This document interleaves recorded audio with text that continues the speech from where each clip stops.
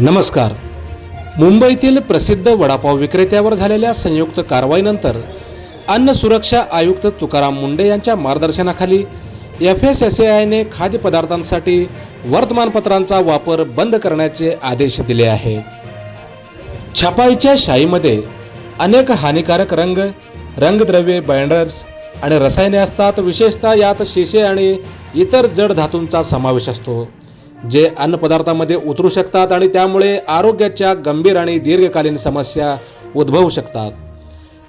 आणि त्याचप्रमाणे वृत्तपत्रांचे वितरण आणि हाताळणी दरम्यान ती अनेकदा अस्वच्छ होतात, त्यामुळे ती अन्नजन्य आजार पसरवू शकतात. त्यामुळे वडापावच्या पॅकिंगसाठी वृत्तपत्रांचा कागदाचा वापर करू नये असे आदेश देण्यात आले आहेत. वर्तमानपत्राचा वापर वडापावसाठी का करू नये, काय म्हटलंय FSSAIने पाहूयात.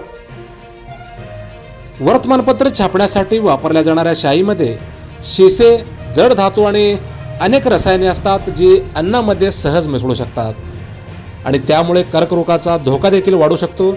ही रसायने शरीरात गेल्यास पचनास समस्या निर्माण होतात आणि कर्करोगासारख्या गंभीर आजारांचा धोका देखील वाढू शकतो.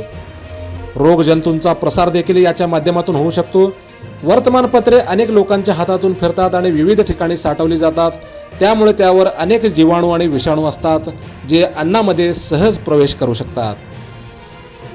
आणि त्याचप्रमाणे भजी, वडापाव, पकोडे वगैरे इतर तळलेले पदार्थ देखील गरम असताना वर्तमानपत्रावर ठेवल्यास या वर्तमानपत्राची शाई त्या तेलामध्ये सहज विरघळते आणि त्यामुळे कर्करोगाचा धोका वाढू शकतो.